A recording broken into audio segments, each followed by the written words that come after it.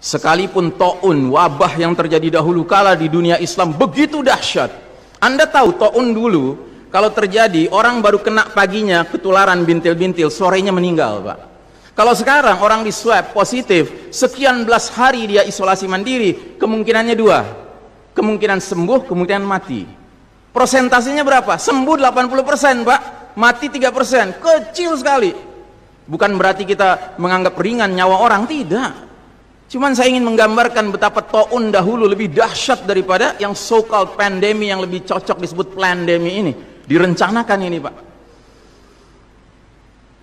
Yang karenanya, kalau kita lihat sejarah, sekalipun dahsyat taunnya dahulu kala, nggak ada cerita, Pak, sholat berjamaah berubah tata cara pelaksanaannya. Nggak ada.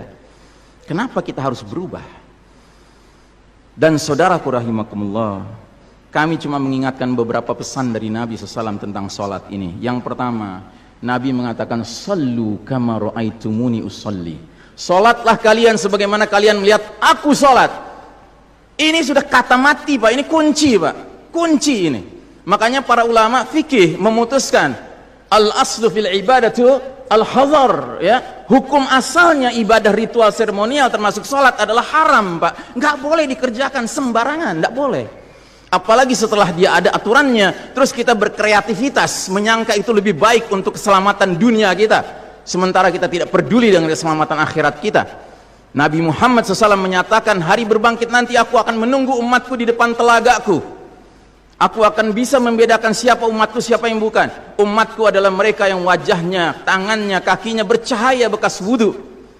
Tapi ketahuilah, ada sejumlah orang wajahnya bercahaya, tangannya bercahaya, kakinya bercahaya. Aku panggil mereka, halumma, halumma, tapi dihalau sama malaikat. Tidak boleh mendekat. Aku panggil lagi, halumma, halumma, tapi dihalau sama malaikat. Akhirnya malaikat menjelaskan, ya Muhammad, mereka telah merubah ajaranmu setelah engkau wafat. Kata Nabi selanjutnya, sohkan, menjauhlah, menjauhlah. Nabi nggak mau dekat dengan orang yang berani-beraninya merubah tata cara ajarannya. Dan ajarannya yang paling pokok apa? Tauhid. Setelah tauhid apa? Salat. Dan ingat, salat adalah amal yang paling pertama yang akan diperiksa oleh Allah Ta'ala bagi setiap hambanya.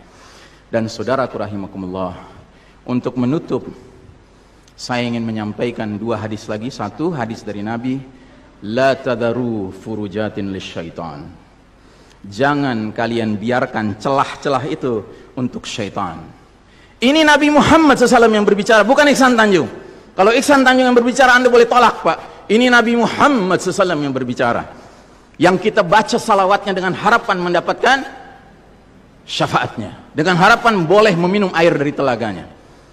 Jadi kata Nabi apa? Jangan biarkan celah-celah itu menjadi tempatnya syaitan. Hari ini tidak sedikit masjid bahkan memuliakan syaitan, memberi tanda di mana syaitan hendaknya berada. Na'udzubillahi min dzalik. Mau jadi apa kita, Pak? Mau jadi umat seperti apa kita? Ini adalah simpul terakhir, saudaraku. Kalau sampai simpul terakhir ini kita relakan lepas, sudah tidak ada sisanya ajaran ini di muka bumi. Karenanya saudaraku rahimakumullah, bagi saya urusan sholat berjamaah dan tata caranya ini bukan urusan pilihan fikih, Pak. Ini urusannya adalah urusan dengan musuh Allah Ta'ala. Nabi Muhammad SAW ini terakhir, hadis yang terakhir, kata Nabi SAW, Innal Yahuda qad sami'u dinahum. Sesungguhnya Yahudi sudah bosan dengan agama mereka. Wa innahum qaumun hasadun. Dan mereka adalah kaum yang sangat hasad kepada kita umat Islam, terutama dalam 3 perkara. Satu, raddis salam. Kebiasaan kita umat Islam kalau ketemu saling ngucapin assalamualaikum, dibalas waalaikumsalam. Itu Yahudi nggak senang, Pak. Yahudi tidak senang melihat umat Islam berukhwah Islamiyah. Yahudi nggak senang umat Islam kalau ketemu saling bersedekah dengan senyum, makanya dibikin aturan begini, nggak kelihatan senyum kita. Yahudi nggak senang kita ketemu, kata Nabi, jabat tangan, rontok dosa-dosa. Maunya mereka begini saja jabatan tangannya. Dari mana ini semua? Yang kedua, mereka hasad sama kita dalam urusan apa? Iqamatis sufuf, dalam tata cara kita menegakkan saf kita. Ingat, Pak, saf dikatakan tegak syaratnya 2. 1 lurus, 2 rapat. Bukan hanya lurus tapi renggang-renggang, atau rapat tapi meliuk-liuk. Tidak, harus dua-duanya lengkap. Sehingga Nabi sampai bertanya, kenapa kalian gak bersaf seperti malaikat di hadapan Allah? Para sahabat bingung, bertanya, bagaimana malaikat? Kata Nabi, mereka mendahulukan saf awal dan mereka saling rapat satu sama lainnya.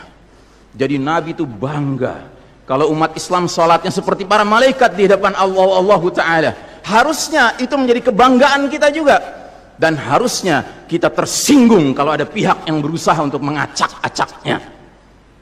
Dan yang terakhir, yang ketiga, Yahudi itu hasad sama kita dalam urusan apa? Dalam urusan umat Islam di belakang imam sholat wajibnya mengucapkan amin. Makin keras suara amin itu, makin geram mereka. Karenanya mereka bikin aturan sempat 2 bulan masjid ditutup sama sekali. Nggak terdengar suara amin dari jamaah karena nggak ada yang boleh ke masjid. Tapi sekarang setelah dibolehkan, masjid yang bisa muat 2000 orang, cukup 500 orang, cukup 700 orang. Supaya apa? Sekurang-kurangnya aminnya bisa berkurang. Maka sekarang pertanyaan besarnya adalah, untuk siapa kita sholat? Liman nusalli? Lillahi awlihaula? Atau untuk mereka? Inna salati wa nusuki wa mahyaya wa mamati lillahi rabbil alamin.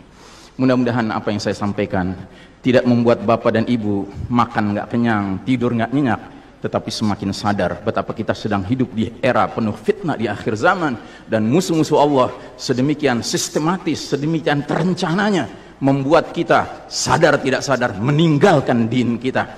Yang paling mengerikan kalau sampai sudah nggak ada perasaan lagi risau dengan ini semua. Karena apa? Nabi bersabda, siapa lihat kemungkaran ubah dengan tangan, nggak bisa dengan lisan, nggak bisa dalam hati. Dalam hati itu maknanya apa? Ingkari itu sebagai kebenaran, itu mungkar. Dan itu kata Nabi selemah-lemahnya iman. Sehingga di hadis yang lain kata Nabi, kalau mengingkari saja sudah nggak ada, udah nggak ada iman sama sekali. Nah, yang kita khawatir kalau kita ternyata ridho saja dengan aturan sholat WHO ini, Pak.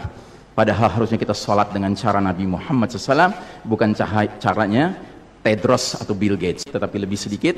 Ya, tetapi kepada jamaah, inilah nasihat dari hati yang paling dalam kepada saudara-saudara yang saya cintai karena Allah, yang kita sama-sama bersalawat, kita sama-sama mengharapkan air dari telaga Nabi, tapi boleh jadi nggak semua kita ngerti apa yang harus kita lakukan agar air telaga itu dapat jaminan kita boleh meminumnya.